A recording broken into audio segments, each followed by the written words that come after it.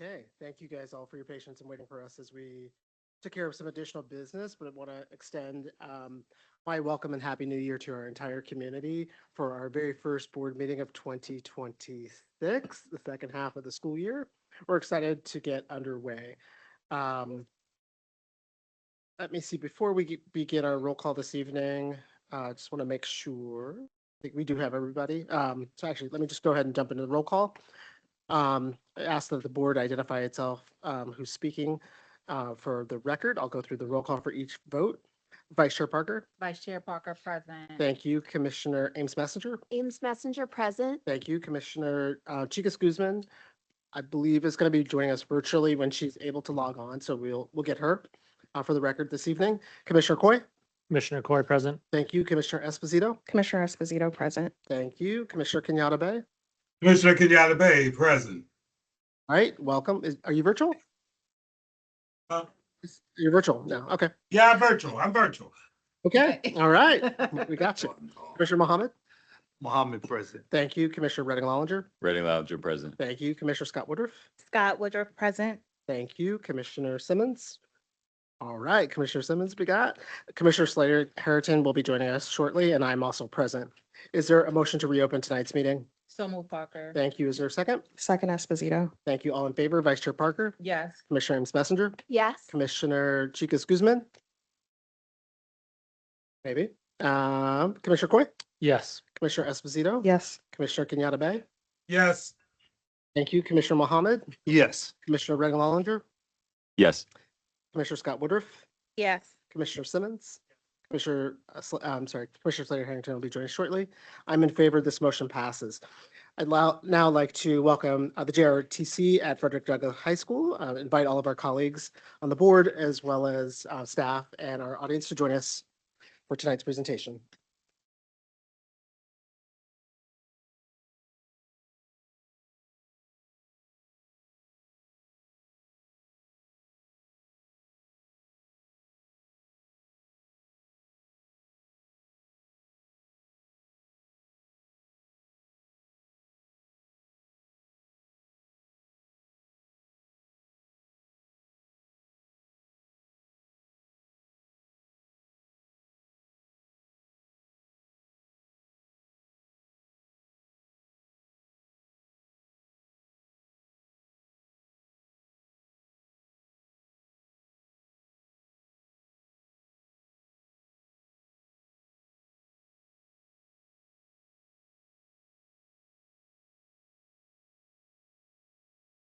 Thank you, Mayor.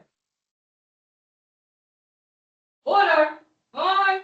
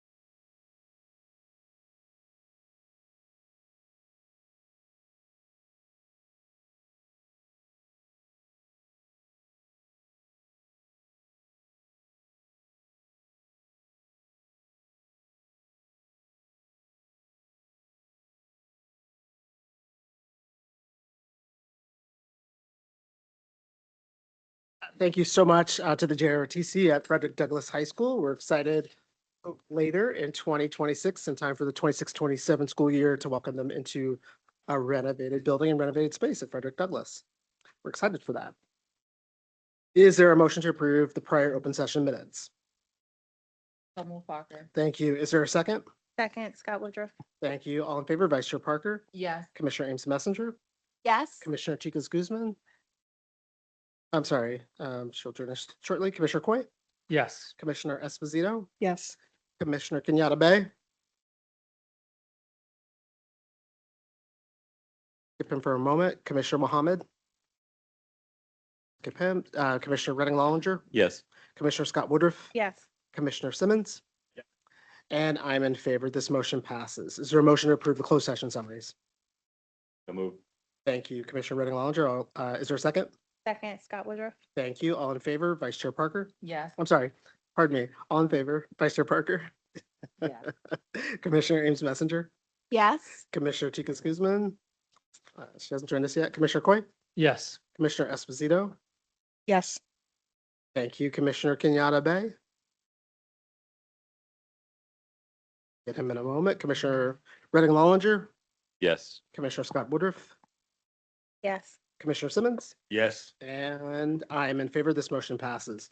So once again, I'd like to welcome everybody to our January 6th public board meeting. We've got a couple of things that we want to address this evening in my board chair comments before we dive into the rest of our agenda. I'd like to first honor our commitment to our community to make sure that we provide an update on the CEO search. And our board office colleagues will be providing a slide presentation, which should be pretty familiar to our community here shortly.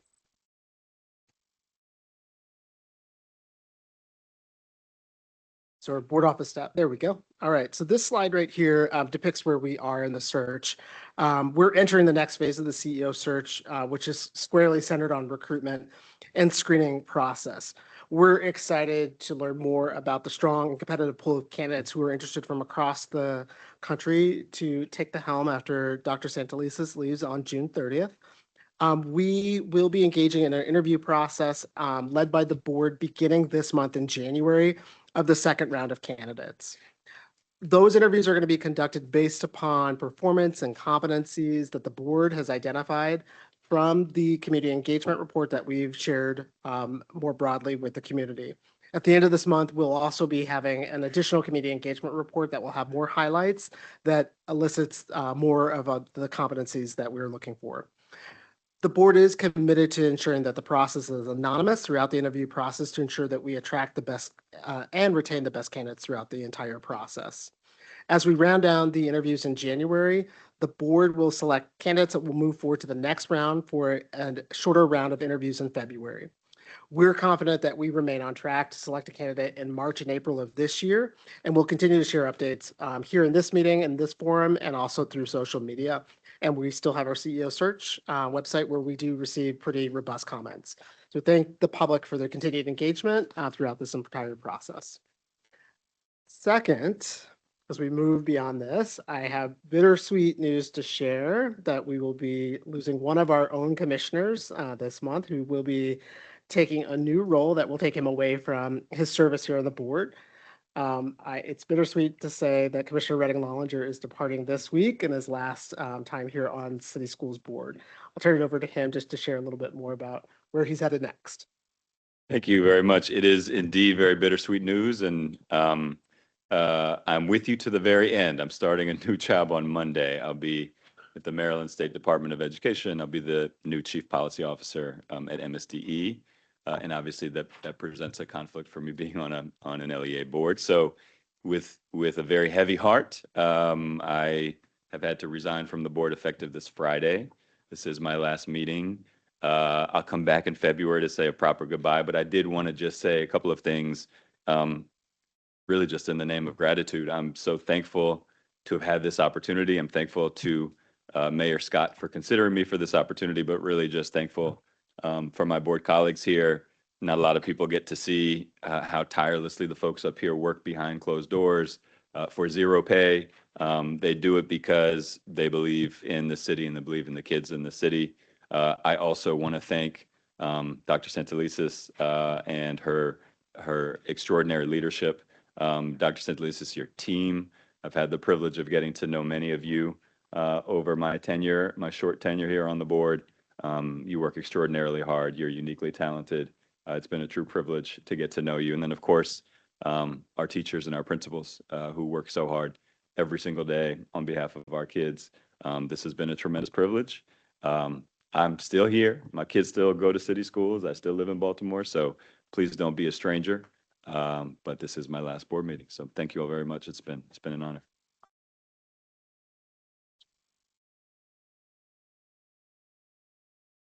And to express our gratitude, we're going to be welcoming Commissioner Redding Longer back in February at our very first board meeting to honor his time and commitment to city schools throughout his board tenure. So we look forward to that. So thank you. Just as a note of and a personal privilege, I just want to take an early note of gratitude to thank you for your service and for just your mentorship for every single person on the board and for your tireless commitment to the city. So thank you. So as we move forward, I'm going to actually turn the table over to Commissioner Mohammed. In January, City Schools is in recognition of our first time honoring American Heritage Month for Muslim American Heritage Month, excuse me, into our list of recognition. I'd like to turn it over to Commissioner Mohammed for a few words regarding this recognition. Thank you. I'm honored to celebrate the rich history, faith, and contributions of Muslim Americans, particularly Muslim Americans here in Baltimore City Schools. Muslim American Heritage Month holds deep meaning for me and my family. As a commissioner and a proud member of the Muslim community, my faith shapes how I show up, and I do this work as a commissioner every day. One of my ongoing commitments as a commissioner has been advocating for the inclusion and the belonging of the Muslim community within our district, which is why I worked alongside my fellow commissioners to ensure Islamic holidays like the Eid al-Fitr are represented in the district school calendar. For me, this is more than a month-long celebration, but a lifelong effort of honoring the sacrifices of Muslim Americans and working together so that our youth in city schools can see themselves represented in our leadership, our education, and in their schools. This month, I encourage you all to explore my heritage. The City Schools website is a great place to start. It showcases some of the history of Muslim Americans and books to read for all K-12 students. And to my Muslim students in city schools, let this be an opportunity to know that you are seen, you are heard, and you are truly valued. Assalamu alaikum wa rahmatullahi wa barakatuh wa maghfiratuhu. Thank you. Thank you, Commissioner Mohammed. I appreciate that. Next is just, we'll hit this twice this evening, but we want to make sure our public is aware of the work that we have to do here on City Schools Board in combination with City School staff. The board will host the last COMAR annual hearing of schools this Thursday, January 8th at 5:30 here in this boardroom. The meeting is an opportunity for parents and staff of those schools and the entire community to share feedback on the proposed recommendations. Although January 8th is the last opportunity for oral testimony, the board will continue to accept written comments until 5 p.m. on January 9th. The board will vote on the 26-27 annual review of schools recommendation on January 14th. The annual review of schools is a collection of academic and professional recommendations from our staff, students, families, and communities to review and discuss, plan, and implement physical and programmatic developments within the district. During a series of board meetings and public feedback sessions, the board collaborates with all stakeholders to find ways that best foster student learning and professional growth. We'll discuss difficult topics such as creating new traditional schools, relocating schools, changes to grade configurations, renewing contracts or charters for schools run by external operators, amending the 21st Century Building Program, and even closing schools. And lastly, as a reminder, to view all public and committee board meetings on the YouTube channel for City Schools Live. And with that, I will conclude my board chair remarks and pass to Dr. Santelises for CEO remarks this evening. Thank you very much, Chair Sally. Happy New Year, everyone.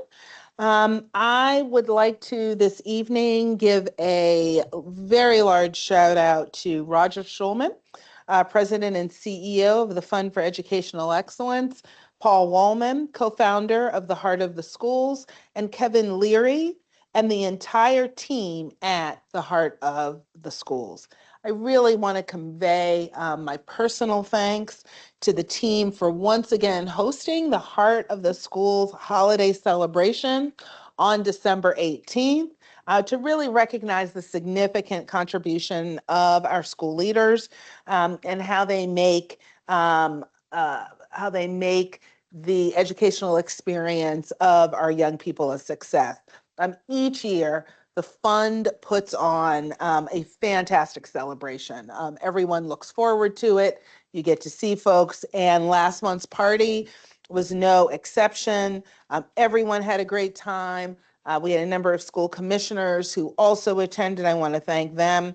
And I also think it's important to recognize the fund's year-round support for our schools. Not every public school district in this country has the benefit of an organization like the fund, who's really focused on bringing partnership and additional resources and, frankly, hard looks at elements of our school community. And their grant program enables principals to apply for funding for additional school resources, things like field trips, professional learning for teachers, technology for classrooms. These are all the things that these so-called mini grants actually help our school leaders do on an annual basis.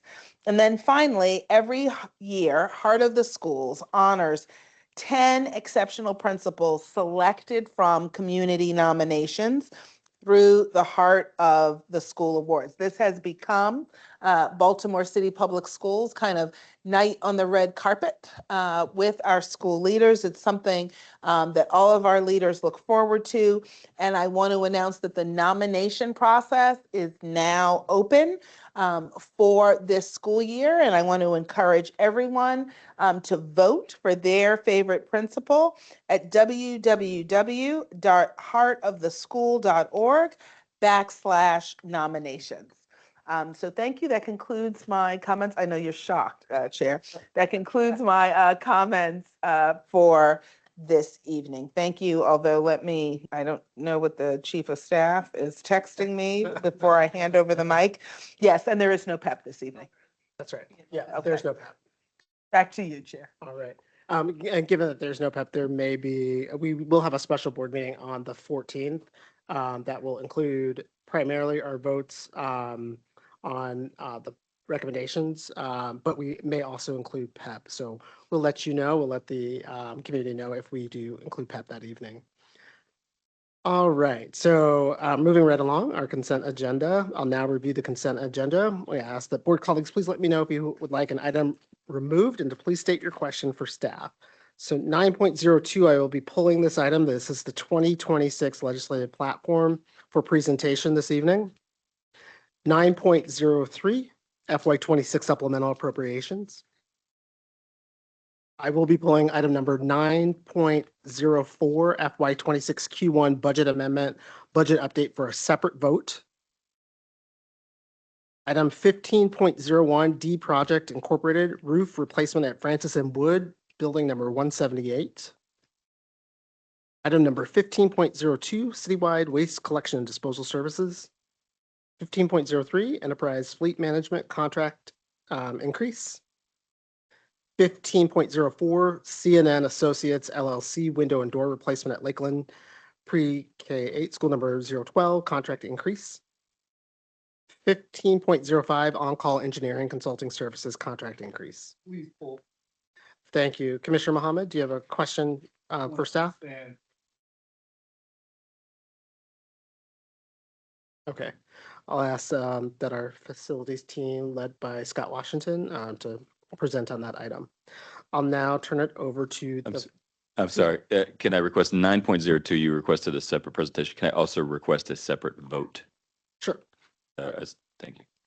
We'll vote for 9.02. Great. Any additional items?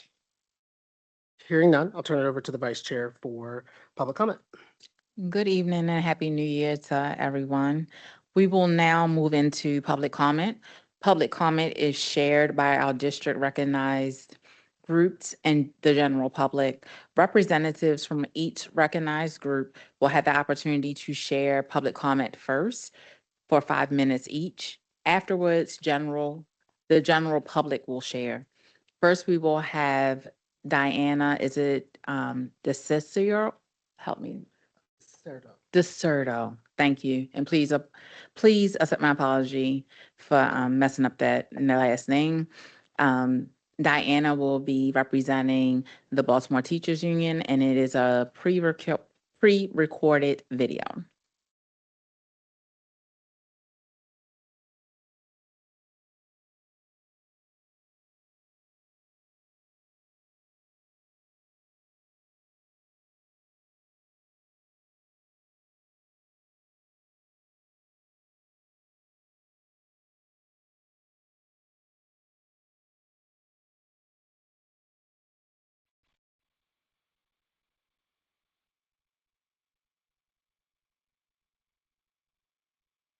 Good evening. I am Diana DeSherto. I'm a speech language pathologist. I am here speaking about teacher retention and its impact on international educators and special education. I thank the board for your interest in teacher retention and concrete steps you've taken to support our international educators. In particular, the creation of the Specialist for International Staff position. This reflects a meaningful commitment to ethical recruitment, transparency, and communication. This role serves as an important bridge between our international educators, schools, and the district. As we work together to stabilize and retain our workforce, it is clear that additional commitments are necessary, especially for our international educators, special educators, and related service providers. These groups are disproportionately impacted by staffing shortages and unsustainable workloads. To truly support retention, we urge the board to adopt and enforce the proposed ethical commitments in international teacher recruitment created by BCPSS to ensure greater transparency and consistency in hiring practices of our international educators. We thank BCPSS for creating a draft, which the International Committee will review and give feedback. International educators experience incorrect compensation offers and confusion with their first paycheck. The compensation team continues to inconsistently and incorrectly interpret work records, resulting in varying salary offers to international educators with the same experience. We urge the board to meet with the BTU leadership to discuss the systemic failures and contract violations that occur regularly with BCPSS compensation offers. BCPSS continues to make positive strides in dealing with educators' certificate licensure crisis. However, BCPSS must create systems of supporting, including paying for test preparation for our international educators who are placed on a 2-year temporary professional license. There's no excuse for why this does not exist. We urge the board to hold human capital to account for this common sense and inexpensive solution to a serious time-bound retention issue. We thank you for providing monthly professional development and cultural orientation program for our newly hired international educators. A suggestion from our international educators themselves is the creation of a hiring and orientation videos featuring current international educators sharing their lived experiences in their own languages to provide authentic guidance and reassurance to new hires. There continues to be a huge need for cultural orientation about local resources, particularly transportation, healthcare, schools, libraries, and banking. When appropriate, this support should extend to spouses and children to promote long-term stability.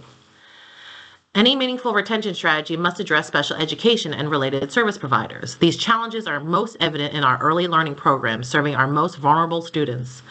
Our first-year international educators, conditionally licensed staff, and long-term substitutes are often placed in these highly complex classrooms with limited planning time and support, while redundant administrative tasks reduce instructional and therapeutic time and contribute to burnout. Many of our young children are facing long, delayed bus rides across the city, undermining families' first experiences with school.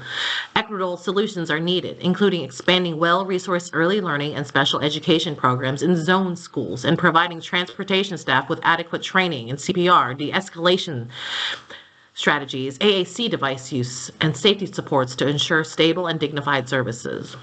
Maryland is experiencing a significant shortage of speech language pathologists, SLPs, and the impact in Baltimore City is severe. Many SLPs are carrying caseloads over 50 students, with some approaching 70 to 80 students. These caseloads are not sustainable and lead to delays in evaluations, IEP development, progress monitoring, documentation, and service delivery. At this time, there's no additional supports in place to absorb this workload. The BTU contract, is approved by the board, requires the creation of an SLP work group to address staffing shortages.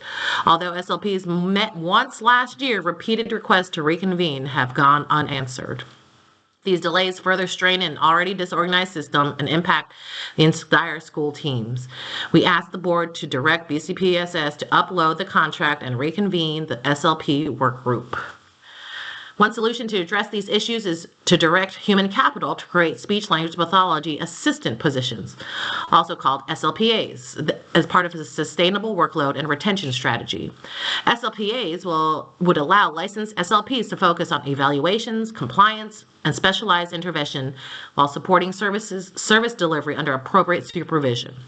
This model is widely used in other districts and represents a practical, student-centered response to workforce shortages. I appreciate the progress the board has made and offer these recommendations in the spirit of partnership. I look forward to continued dialogue and concrete action regarding international educators, our special educators, and related service providers. All right, thank you. Next, we have Charlene Faison, the treasurer of PCAB, and that's also a pre-recorded video.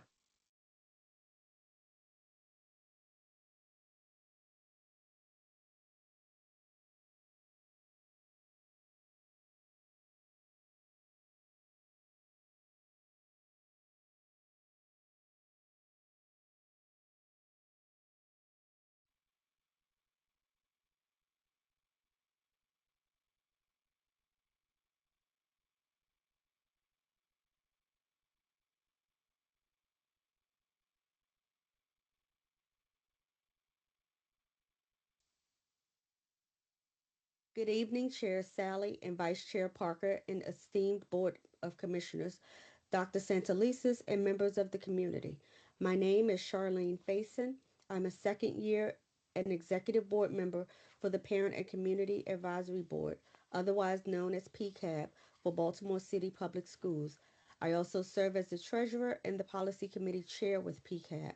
I was appointed by the CEO of Baltimore City Public Schools to serve.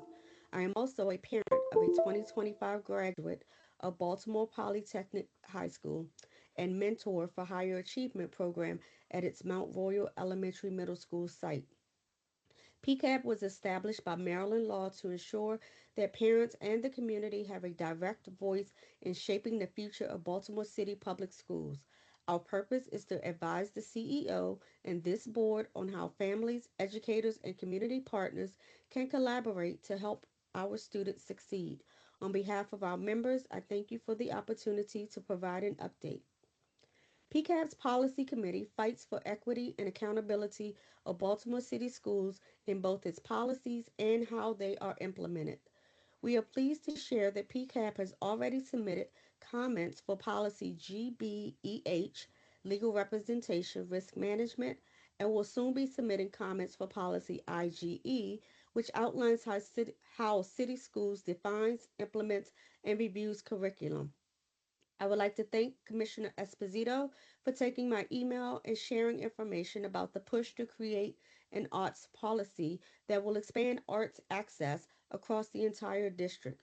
We are all looking forward to what this access will mean for the growth, sense of belonging, and self esteem for our young people.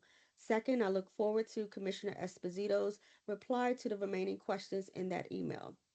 PCAB had a table at the Baltimore School Choice Fair last month. Our members were busy engaging parents and sharing our mission and continuing to collect information from families on their concerns with the MTA reliability and safety of our students. In speaking with parents, many were nervous about their children being on public transportation for the first time, but also excited to learn about what schools in the city had to offer. We understand the shift in population, and we were happy to provide Spanish speaking brochures to many of those attendees.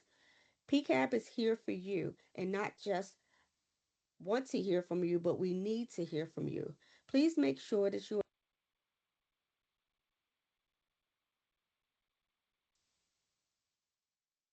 good evening email. PCAP had a table at the Baltimore School Choice Fair last month. Our members were busy engaging parents and sharing our mission and continuing to collect information from families on their concerns with the MTA reliability and safety of our students. In speaking with parents, many were nervous about their children being on public transportation for the first time, but also excited to learn about what schools in the city had to offer. We understand the shift in population, and we were happy to provide Spanish speaking brochures to many of those attendees. PCAP is here for you and not just want to hear from you, but we need to hear from you. Please make sure that you Yeah, it must. It must be in. Thank you, PCAB. So next we have Miss Sheila Billups from CCAP, but I don't see her in the room. Did she submit anything pre-recorded? Do you know? Okay. So we look forward to hearing from Miss Billups in February. I'll now turn it over to our board executive, Yusuf Ahmad, for public comment. Good evening. Good evening, everyone. We have two pre-recorded videos for public testimony. The first one is from Curtis Johnson. If the board office staff could please play that video.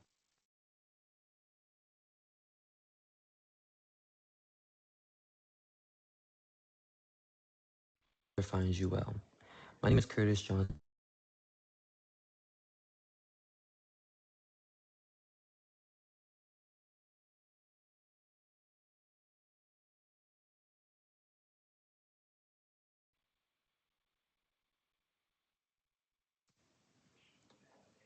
Good afternoon. I hope this letter finds you well. My name is Curtis Johnson Jr., and I'm a 12th grader at Baltimore Polytechnic Institute. Being a student at Poly is a real privilege, and I'm very appreciative to be able to get this kind of education. As a hardworking student at Poly, I sometimes need extra assistance from my teachers. We have a program in place called Paratime on B-Days where students can receive help and assistance. Although sometimes when I go to my teachers, they might be too busy. For instance, my AP Calculus class, which is a challenging subject. I go to get peer assistance instead when the teacher isn't available. I think peer learning is a very effective way to understand material because it explains it from classmates' perspectives. I was able to properly get this help I needed, get peer assistance. Seeing how beneficial this was for me, I would love to expand this to all grades at my school as a structured program. My idea is to turn this into a service learning hours opportunity, which is something that a lot of kids need to graduate. My ask is for this program to be including peer tutors and a facilitator to oversee the schedule and schedule the sessions for other students. This program can be used to help students graduate, combat low test scores, and build self-confidence. Sincerely, Curtis Johnson Jr. Excuse me, Yusuf, can you play it? I got distracted and I really want to know what the student said. Do you mind if it's replayed? Yes, but I believe the Oh, that's audio in was the in audio? video. Yeah. Oh, okay. Okay, thank you. Next, we have a submission from Ashley Gomez.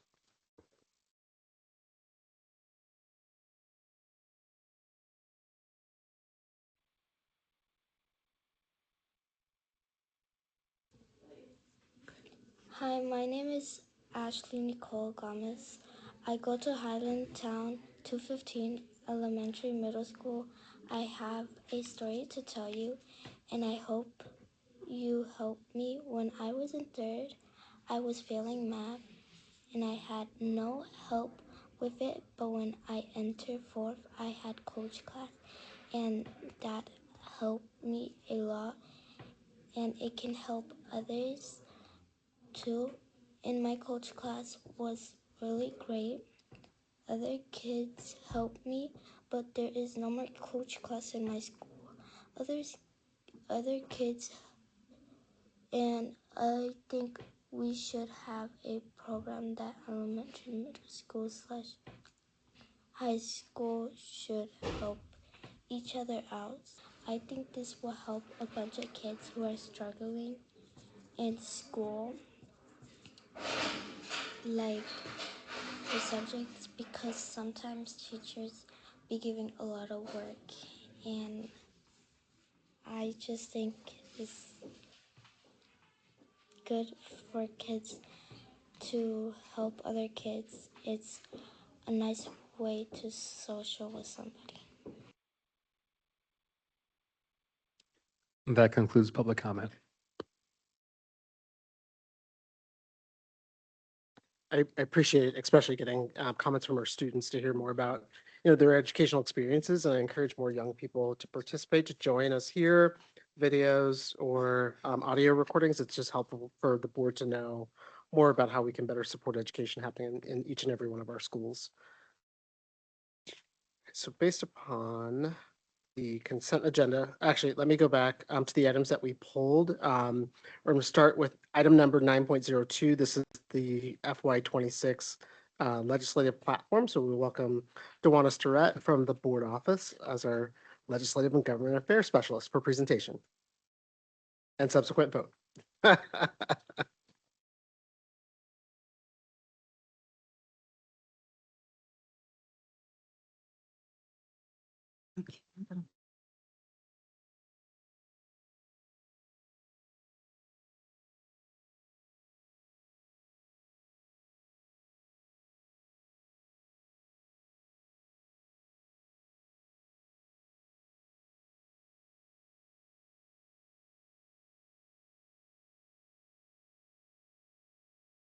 It says I'm sharing, but it's not sharing.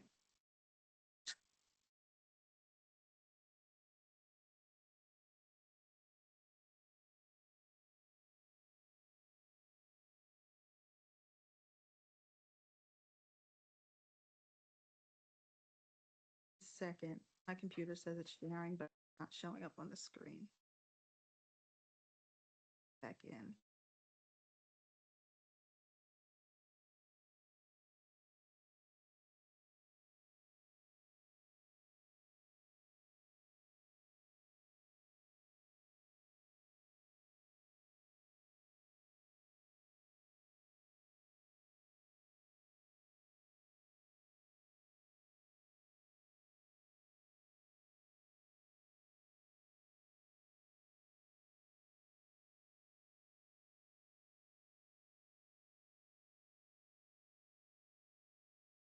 Dewana, would it be helpful for me to pull it up for you? Yeah, if you can, I'm trying to pull it up now. Okay.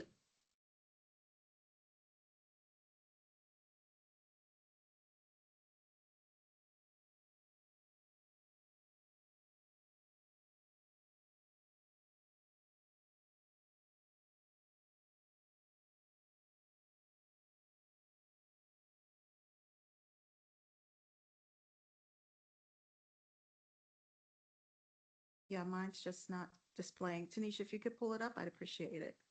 Because it says I'm sharing, but I don't think you can see it on the screen.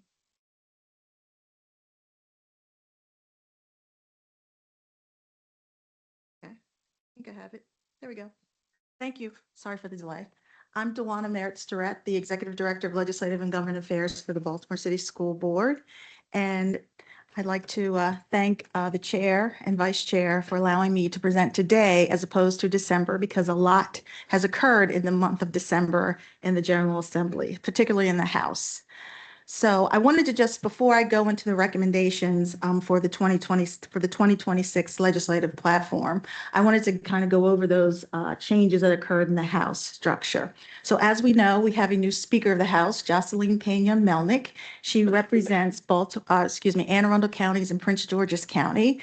And she was the former chair of the House Government and Operations Committee of the House. And she will be the speaker. The former speaker, Adrian Jones, she still will represent District 10 in Baltimore County. She will still be in the chambers. But now with the new speaker, there's going to be a whole new dynamics, different priorities that we didn't expect. So we will all be learning as we go through this session. But also for Baltimore City, there were several changes in leadership that were advantageous for Baltimore City. So the former chair of the Judiciary Committee, Luke Clippinger, he is now going to be Speaker Pro Tem. And the Speaker Pro Tem is the person that's second in command. When the speaker's not there, they come in and fill in for the speaker. We have Delegate Melissa Wells. She will be the chair of the newly formed Government, Labor, and Elections Committee. That was a committee that the current speaker broke out of the House Governmental and Operations Committee. And Delegate Kaylin Young, he will be now the new chair of the Early Education and Special Education Subcommittee of Appropriations, and Malcolm Ruff will be the chair of the Capital Subcommittee for Appropriations. So these are big, I don't want to say wins, but these will be people that we will be going to this session that will be very helpful for us during this session.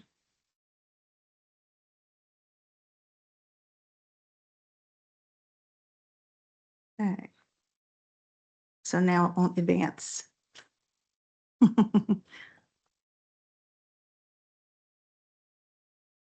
Hey, Tanisha, can you advance or go in and share the PowerPoint? Absolutely. I'll go in right now. Okay, thank you. And I'll just keep talking. So as we bring it up, I wanted to first start off with what the board's role is in the development of the legislative platform. The law requires that the board sets all policies, regulations for the maintenance and control, slide 2, for the maintenance and control of the Baltimore City school system. Next page. So you can see the law is written in section 403 of the Maryland Annotated Code. And so this is why it's important that the board adopt a legislative platform for the school system each year. Next page. So I also wanted to give an overview of how I develop the legislative platform each year. So not only have I met with individual board members that had wanted to have specific issues presented in the platform for recommendation, but also I have discussions with the CEO's staff, but that's through my counterpart, Melissa Broom, in the CEO's office. I meet with elected officials throughout the school year. That's just an ongoing action that occurs. The Maryland Association Boards of Education, they have a legislative committee that we meet with during session and periodically during the summer and the interim when there's issues that develop. Green Street, those are my colleagues from around the state that I meet with every Friday during the legislative session, as well as during the interim. During the interim, it's not necessarily every Friday, but it's as the need arises. PASAM, which is the Public School Superintendents Association of Maryland, they are part of the Green Street Coalition, and they've been very important to helping solidify the boards and superintendents' roles and issues during session. I formally and informally meet with AIB. I met specifically with PTA chair, the PCAB executive committee, CCAC. I met with the director of CCAC, and I also had ASCBC because I wanted to get their students' perspective as well. And you can see and there's many other advocacy groups that I informally and formally meet with throughout the year. Next slide. So I wanted to give you some important dates of interest for this session. So session begins next week, January 14th. And typically there's about 350 pieces of education that deal with education in some manner. And that's just not academics. That's also the business of education. So it also includes procurement, human capital. It's just everything that relates to a business still affects the city school system. The date that the governor has to introduce his budget bill, the capital and operating budget bill this year, is January 21st. And you know the funding starts with the introduction of the governor's bill. So once he introduces the budget bill, then the General Assembly, the Appropriations Committee on the House side, the Budget and Taxation Committee on the Senate side start to work through that budget bill and make changes. The final date for senators and delegates to introduce bills are there. The Senate is February 9th and the House is February 13th. And those are guaranteed dates so that they will have hearings. Otherwise, the bill has to go to rules, and the Rules Committee then has to release those bills after a hearing with the particular senator or delegate. Crossover is March 23rd, and crossover is when each chamber receives the opposite chamber's bills. So House goes to the Senate, Senate goes to the House. This is when you also get a better sense of some of those bills that will actually move and possibly become law. The budget has to be finalized April 6th, the 83rd day of session. Now, technically, but they really have until the last day of session, which is April 13th. Next slide. So here are the major areas of issues and concerns and legislative recommendations that I have for this board. So of course, operating capital budget blueprint. It's always, because I'll get into later in the next slide about the budget, the financial strappings that the state has this year. So blueprint funding is always going to be top of the line issue. The adequacy of that funding. Our CIP funding request, which is $58 million, we generally do not receive anywhere near $58 million. We generally would get around 25 million or so each year, but we still have to keep an eye that those requests are being properly reviewed. And also, of course, our aging infrastructure. So there's several bills I will talk about in the next slide that deals with our aging infrastructure, and I have recommendations for that. I'll go into the poverty count and why that's important, because two ways that we get a lot of our funding is through compensatory education and through the concentration of poverty grant funding. And so based on that poverty count, as I will discuss in the next slide, that's real important that we get that right. Okay, we'll go to the next slide. So here we have the state operating budget. As you know, we have about a $1.5 billion budget deficit. When this General Assembly left session last year, they thought there was a small surplus.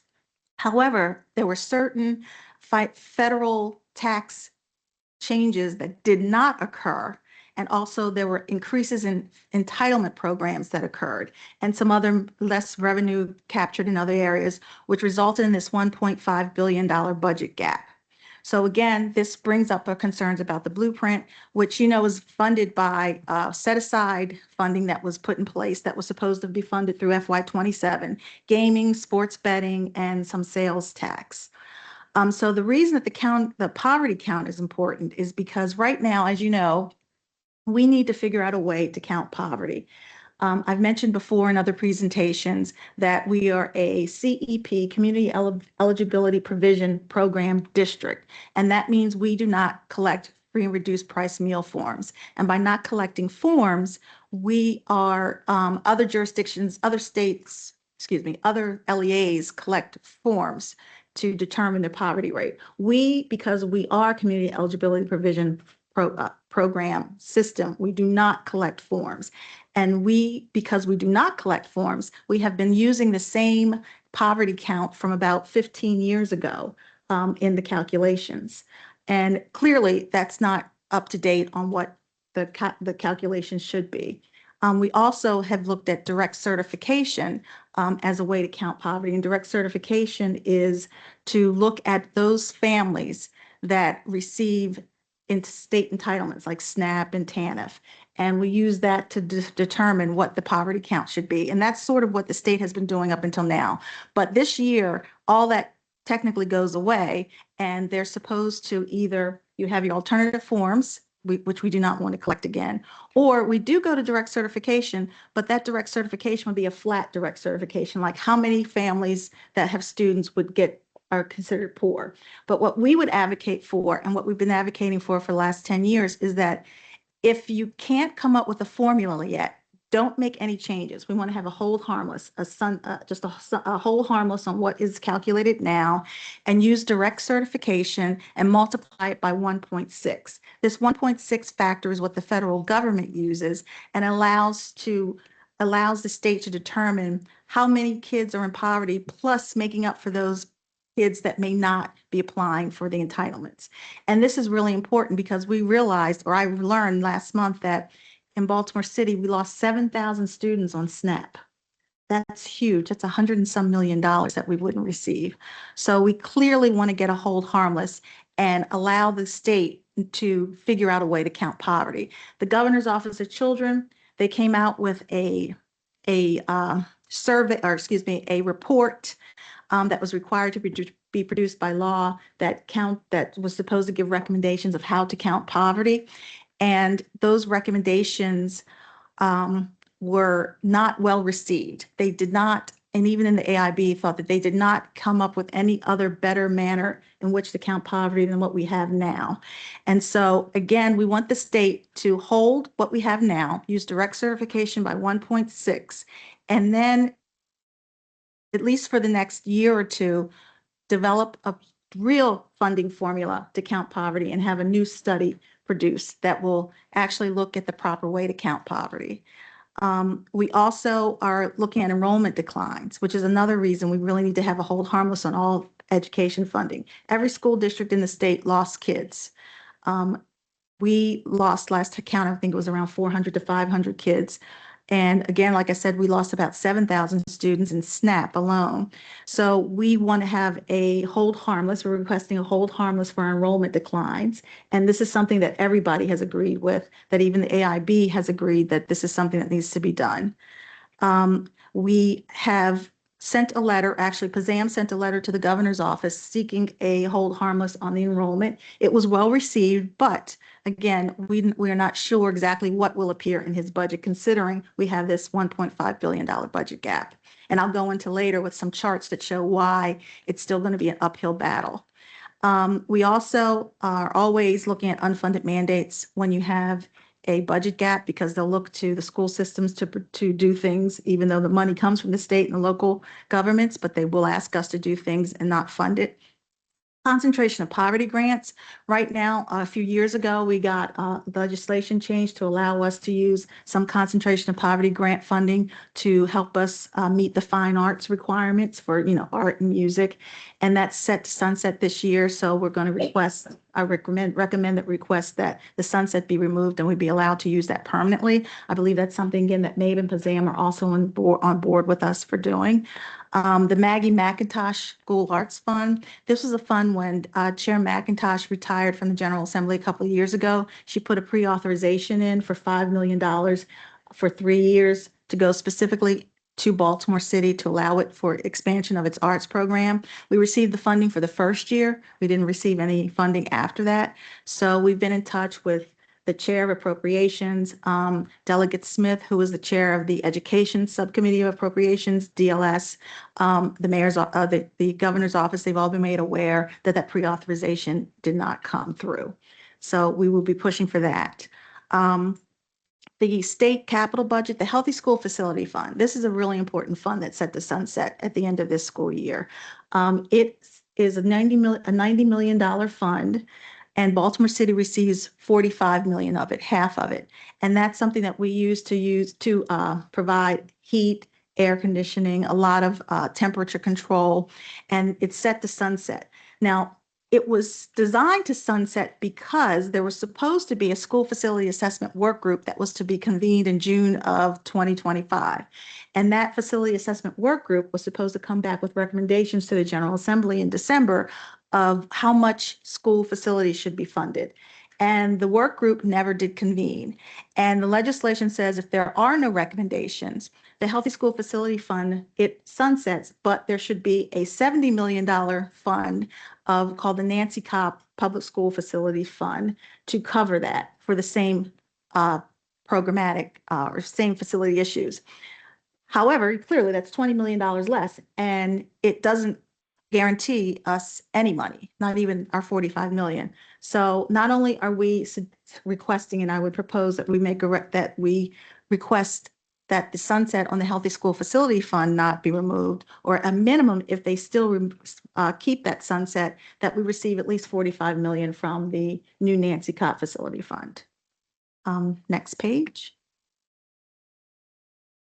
So this is the more detailed issue about counting poverty. I talked about the Governor's Office of Children and their report. In that report, they gave 4 recommendations. And of all 4 recommendations, the state lost anywhere from $118 million to $853 million in poverty funding to local jurisdictions, which really didn't seem to make sense to anyone. And there didn't seem to be any backup to justify those numbers. Baltimore City, it would go anywhere from, of those 4 scenarios, 4% less than what we receive now, up to about 12% more, depending on which scenario. But again, based on the initial Neighborhood Indicators of Poverty report that was issued by the Maryland State Department of Education, it's nowhere near what we would be or should be receiving. So again, we want to, and I just want to emphasize this, that we want to make sure that they maintain the current calculations and that we work with the state to develop a better way to count poverty. Next slide. And I wanted to show this because this slide just shows the revenue growth of the state in the green and the spending that we have. So clearly there is a problem. Next slide. So this slide was what was presented to the Spending Affordability Committee in November. It showed initially when they thought that the school systems had their general enrollment increases, that there was going to be a shortage of about $79 million in the blueprint funds. And they were going to have to go into the general fund. But if you go to the next slide, you will see that in December, because we had this enrollment decline, now the Department of General Legislative Services is saying, hey, we can meet the blueprint funding. Well, you see the problem. So now they have less, they don't have to pay us as much money. But if we are going to get our hold harmless, if we go back to the other slide, you'll see they'll probably end up in the predicament where they were in November with a shortfall in the blueprint funding. So that's something that we're going to have to work through. Well, they will have to work through. But I just wanted everyone to know that meeting a hold harmless and keeping us at the proper level will still cause them some trouble in finding funding for the blueprint. Next slide. And the next one. And then, so here are just some other issues that I always recommend to the board to look out for and to be supportive of. Innovative ways to recruit and retain staff, school safety, reportable offenses. This is the bill that was, they had many bills about reportable offenses last session. And you're shaking your head, you know, there was tons of bills about reportable offenses last session. It was a big issue. I don't know how big of an issue it will be this year because Vanessa Atterbury, who was the chair of Ways and Means, has retired from the General Assembly, but it's still, at the time, they wanted to determine the best way for school systems to receive information from juvenile services when students are arrested, and also what information needs to be transmitted with the students. Also, when they go from jurisdiction to jurisdiction, they wanted to make sure that information is properly presented and that the local superintendents and local boards understand what the issues are with that student and they can place them in the proper academic program. Also, trauma-informed care, that's also a big issue, and mental and behavioral health. Next slide. So other issues that I'm sure we need to watch, I'll say, you can see it on the screen, but the big ones are chronic absenteeism. I think everybody is concerned about chronic absenteeism. I expect to see a flurry of bills about that. The charter schools funding, we know we're going through a charter school regulation with the State Board of Education right now. It's in the regulatory phase, but somebody could decide to try and make changes in the General Assembly to either support or oppose that charter school regulation. And artificial intelligence, I always put artificial intelligence in there because there's always a push to determine how to best use artificial intelligence in the school setting. And next slide.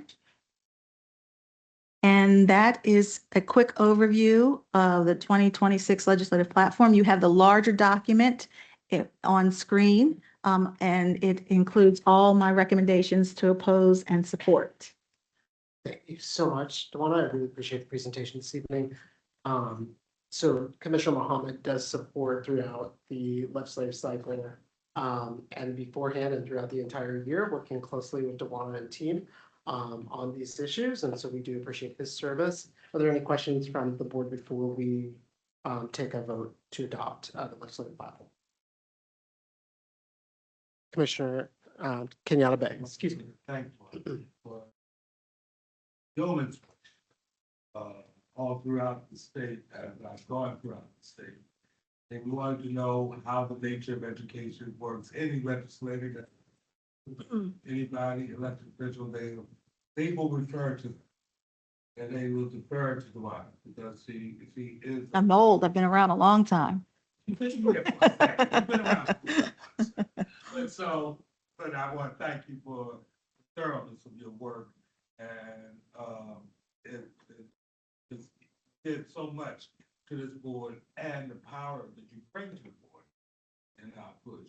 Thank you. Thank you. Thank you, Commissioner Kenyatta Bay. Is there a motion to adopt the FY '26 legislative platform? Thank you, Commissioner Kenyatta Bay. Is there a second? Second, Simmons. Thank you, Commissioner Simmons. All in favor, Vice Chair Parker? Yeah. Commissioner Ames Messenger? Yes. Commissioner Chicas Guzman is absent. Commissioner Coy? Commissioner Coy is absent. Commissioner, Oh, here they come. let me go to Commissioner Esposito. Yes. Thank you. Commissioner Kenyatta Bay. Yes. Thank you. Commissioner Redding Lollinger is absent.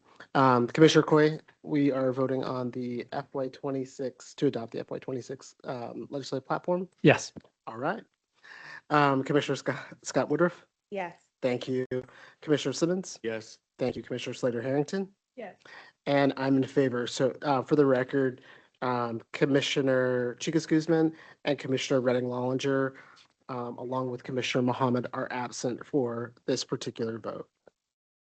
Moving on to the FY '26 Q1 budget amendment and budget update for vote. Is there a motion to approve the FY '26? Thank you, Dewana. We appreciate it. Is there a motion to approve the FY '26 Q1 budget amendment and budget update? So moved, Commissioner Coy. Thank you. Is there a second? Second Esposito. Thank you, Commissioner Esposito. All in favor, Vice Chair Parker? Yes. Thank you, Commissioner Ames Messenger. Yes. Thank you, Commissioner Coy. Yes. Thank you, Commissioner Esposito. Yes. Thank you, Commissioner Kenyatta Bay. Yes. Thank you, Commissioner Scott Woodruff. Yes. Thank you, Commissioner Simmons. Yeah. Thank you, Commissioner Slater Harrington. Yes. Thank you, and I'm in favor. This motion passes. Commissioner Slater Harrington, did I get your vote on the last one? I'm so sorry if I didn't do that properly. Did I get your vote on the last one? Okay, just want to make sure. A lot of moving parts here. We had Commissioner Mohammed did pull item number 15.05 for question.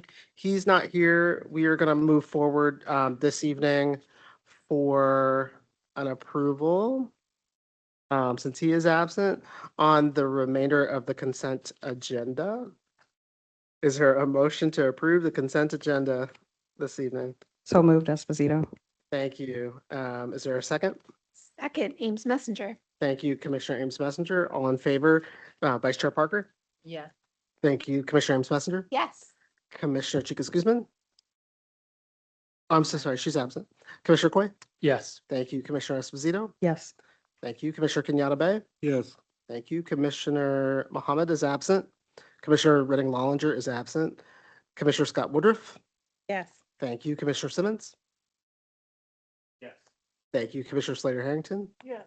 And I'm in favor. The remainder of the consent agenda passes. Item 5.02 is listed on the agenda for, item 5.01 is listed on the agenda for information only for the public is the FY '25 end of year financial summary. This has been provided to the board in advance. We are not doing a separate presentation on that. That information is also available on board docs for the full public. I believe, let me just check in with our board executive. Did I cover everything on the agenda? All right, so this takes us to the end of our agenda this evening. Our notice of upcoming meetings. Just once again, we have the Comar hearing coming up on Thursday, January 8th from 5:30 to 7:30. Teaching and learning will be happening on Tuesday, January 13th from 3:30 to 4:30. We have a special board meeting on the 14th. Prior to that, we will be having a special exec session from 5 p.m. to 6:30, and then the special board meeting will be held virtually. And actually, there was a point of clarification from the public.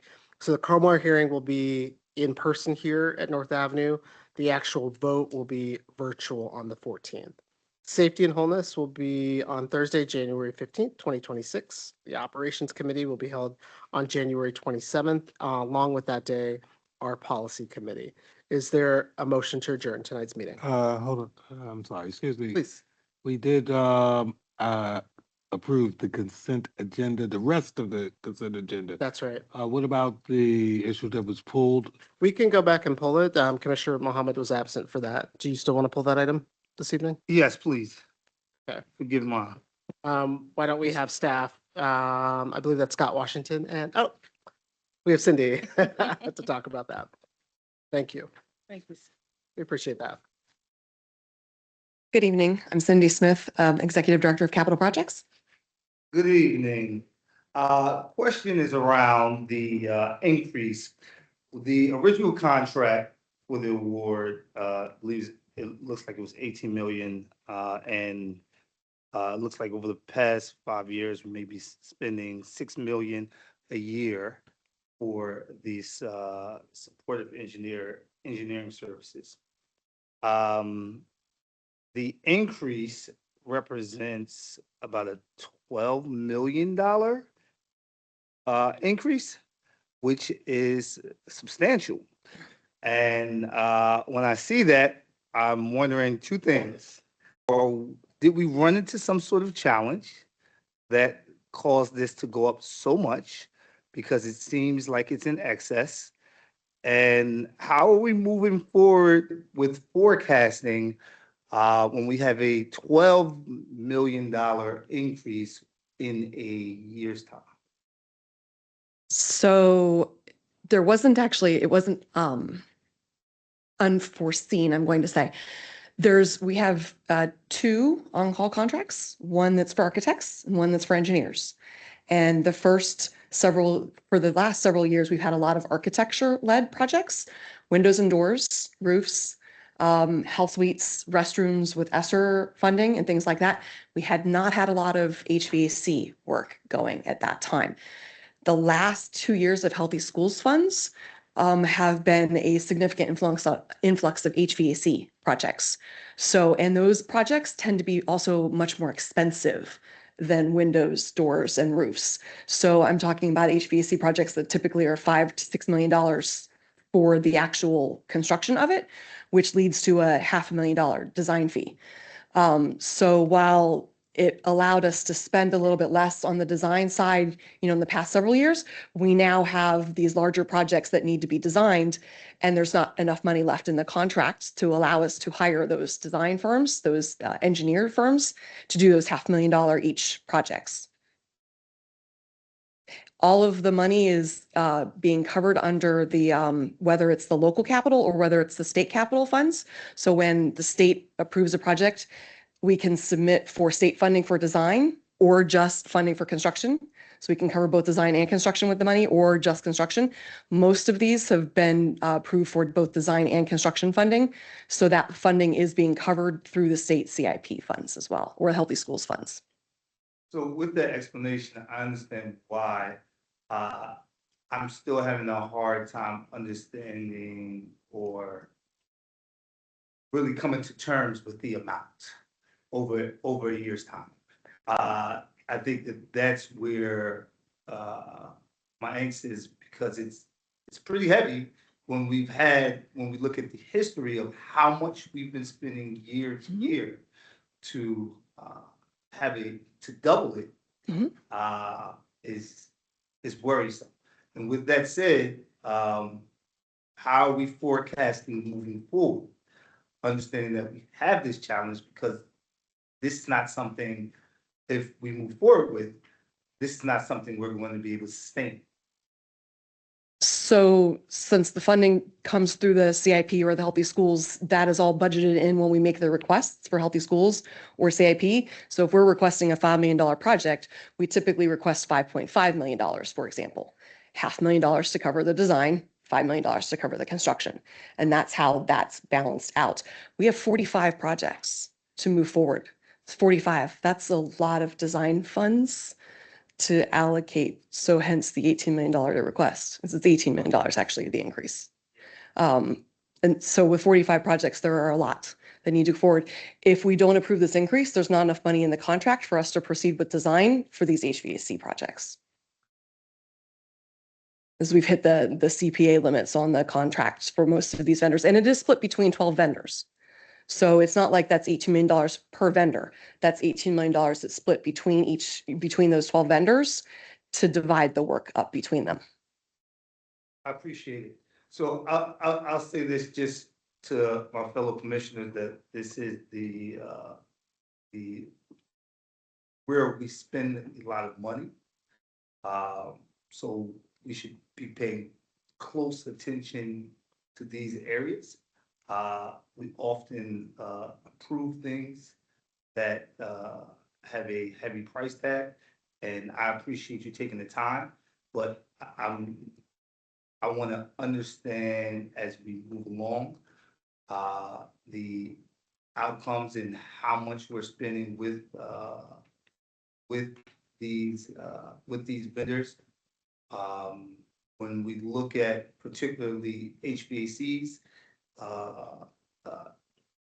we're having some challenges outside of this. And how are we going to ensure that with the dollars that we are spending, that we don't find ourselves spending money or having some of the challenges we're facing in some of our other schools. I can address part of that though too. I would love- That please. that type of system has been completely pulled from any standards, any allowances. We are not building and have not built. We even actually, it's part of the reason why Commodore John Rogers was delayed by the year that it was delayed for its move and its swing back and completion, is because we made them redesign that school to put in the type of system that we can operate and maintain, and that would be installed correctly, because it is a little bit less technical, shall we say. It doesn't involve so much of that startup and that installation precision like the systems that we've been discussing. So we're talking about really just 4-pipe boiler chiller plants that are very easy and simple to install, very easy and simple to operate. Thank you. So to be clear, we're not necessarily speaking towards inflation. We are, this is due to the amount of projects that we are going to be able to produce in the coming year. Yes. Thank you. And it's spread across 12 vendors. So yeah, we're spreading the work, amongst people too. So yes. Multiple years as well. Yes.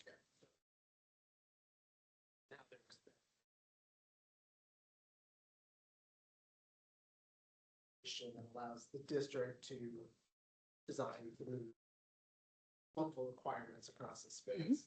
I think the question is pretty reasonable by Commissioner Muhammad to continue to understand how these things shape up for the district. It's really important. As Dewan and other folks here in the district who are supporting our legislative efforts understand the capital improvement costs that we have to maintain our systems, to design new systems, to support new buildings that are coming on board, but gives our operations committee an opportunity in subsequent years to continue to learn how these things shape up. So we appreciate it. Team. Thank you. And Cindy, I would just recommend moving forward, given what Chair Sally said and Commissioner Muhammad's question. I think it might be valuable for the operations committee to actually see what the cost of this type of work is. As we know, for those of us who are working with it continually, the zeros quickly become part of our nomenclature. I think that is not true for folks outside of our world. So one of the recommendations I would make, so that the board is actually current with what the cost per project looks like, what HVAC actually costs per building, and also the prioritization of those projects. I think it'll be important so that the board is well informed around the prioritization, because within the work that we do, the team has gotten very good at saying, if we don't do an increase here or an increase there, it will mean these buildings, these projects are offline, which is fine. And sometimes that is the call that we make, and others it is not. But I think it's going to be important as the board entertains feedback from the community and some of the earlier conversations that we've been having. I think it's important for the board to be very fluent in that data. And like I said, I think because those of us who work with it regularly know that, I would recommend that be incorporated as part of the board's briefing. Because what those increases look like need to be connected with what the expectations of the school level are. When there's a decision not to approve, which is absolutely, why Commissioner Mohammed asking makes complete sense, because it is the board's purview to vote yay or nay for that. And I think the board should know what the repercussions are for a nay as well as a yay in each of those circumstances, because each vote has repercussions for what the work will be at the school level. So that would be my recommendation moving forward, just to make sure that the full board is actually there. Thanks. Thank you, Cindy. We appreciate it. Have a good evening. Commissioner Mohammed, given this item was part of the consent agenda and you were absent during the vote for the consent agenda, would you like us to include a favorable vote for the consent agenda this evening? Yes. Okay, so I'll ask that our board executive make sure that the record reflects Commissioner Mohammed's approval of the consent agenda this evening. Thank you. Is there a motion? Actually, before we adjourn, I just want to lift up one other point that came my way, is that this month is also National Mentoring Month, that it plays a vital and really important role for all of our young people. And we want to thank our community, whether they're inside of our buildings or outside, our volunteers who do formal and informal mentoring of our young people. So thank you. Is there a motion to adjourn? So moved, Kenyatta Bay. Thank you, Commissioner Kenyatta Bay. Is there a second? Second Esposito. Thank you. All in favor by signaling aye. Aye. We stand adjourned. Thank you.